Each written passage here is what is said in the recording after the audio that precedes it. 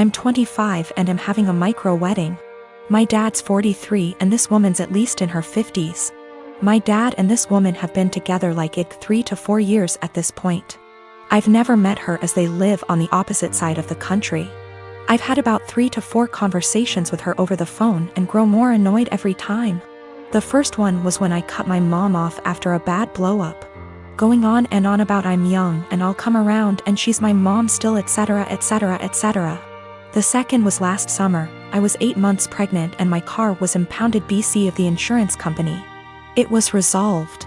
I called to let my dad know, not her, and she kept going in circles repeating that we need to get it cause it accrues fees. I had a minor snap then. I don't appreciate being talked to like I'm stupid and 15. I was telling him that BC of the insurance company our truck got towed and was in impound, and they were in the process of getting it out. She chimes in, he had me on speaker, and repeatedly said in a tizzy, get that car out. You need it, it's accrues fees, the longer it's there the more it is. Literally repeated the same sentences for 10 minutes refusing to listen, when I told her it was being handled until I snapped and told her to stop it because it was being handled and I knew perfectly well what impound is and does and to stop talking to me like I'm 16 years old.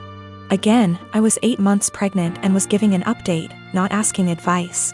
I sent my dad an invite specifically addressed to only him and his RSVP was pre-filled for only him. I've seen him all of 2 times in the last 10 years and the only time he made an effort of contact was when I was pregnant. Well, now I'm getting married, in a week at this point. He never sent his RSVP card, so I texted him asking about him and his parents and he said they're all coming. So I reiterated all 3? And he said 4 including this woman. I said his invite was addressed to him and pre-filled for 1. I haven't had a text since. Not only is it my wedding, but my FH and I are announcing our 2nd pregnancy as well and I don't want someone who lacks boundaries there. Or someone, not from my IL family, that I haven't met / don't know. Yes, I did try talking to him this spring in person about her behavior. I told him I don't appreciate it when she talks to me like some stupid teenager who doesn't know what anything means. I don't call for advice, I call to give updates. I didn't need or appreciate the consistent repeating of information I had made clear I already knew. He told me she's just motherly and I told him that's great for her. But I'm not her child, I'm not her friend, and I don't need another mother. I have 3 and didn't need another one. I'll be sending a message tomorrow asking if he's coming or not and if he won't go without her that's fine. Just don't come at all and I'll send a Zoom link that ends promptly after the ceremony. It's my wedding and I just don't want her there. If he doesn't want to go without her that's fine, I'll send a link to the stream for those who couldn't be there. I am a 43 years old female, have been with my partner, he's 50, for 6 years now. We have been living together for 5 of them. We are not married and we do not plan to marry in the future. I have a son, he's 19, that is currently a high school senior. My partner has a daughter, she's 21, who is going to college. When I met my partner I was a widow of 3 years. I am lucky enough to have a very lucrative business and some family money. Also my late husband left a substantial estate, including the house we live in. The house is a family home so it passed to my son as the only heir. My partner also makes good money and the difference in our lifestyles was pretty much negligible. But while I and my late husband made sure to not spoil our son, he was responsible for keeping his room clean even though we have a housekeeper. He had chores during the weekends. We taught him how to cook, his allowance is reasonable, he has to save for expensive purchases like a car, a PS5, etc. My current partner and his ex-wife spoil their daughter rotten. Due to an incident when we first moved in together, she demanded my son's bedroom since it was the 2nd biggest. Got rejected since it was his home and she only spends the weekend. And after some family therapy we agreed that she will be treated like a guest by me. She will have to follow the house rules and that at the extent of our relationship. Now while she is spoiled she is a good girl, academically excellent. Except for the aforementioned incident very respectful and just a pleasant young woman. The problem is that I did not know the extent to which my partner spent money on her. He pays some money as rent that I put into my son's college fund and we split the common bills in half. Everything else is our own responsibility so we don't know much about each other's finances. Now my son is planning to do a tour of East Asia during the summer, and I was happy to give him the money to do so, as a gift for getting into a very prestigious college. When my stepdaughter heard about it, she asked her dad to pay for a tour of Europe, since he didn't send her on one after she got into college. He agreed because he never says no. But he came to me asking me to lend him close to $30,000 because he can't afford the trip on his own. I am not even giving that much to my son, and his plane tickets are more expensive. I refused. I said that since this wasn't an emergency, he can save and send her on the trip after she graduates college. Now he is not talking to me, saying that I am choosing favorites. I have no relationship with his daughter, so I don't know how that even is applicable. And that I am putting money over his happiness and relationship with his daughter. I can easily afford to lend him the full amount, I just don't want to, because his reasons are not convincing enough. My fiancé and I moved in together shortly before we got engaged.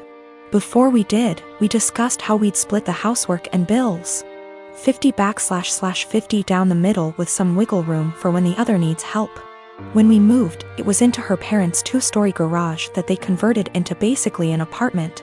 They offered a low rent, $700 total, and pitch in for the electric and internet so we could save money for our own place and wedding. My fiancé earns more than me, and that's cool, I'm proud of her.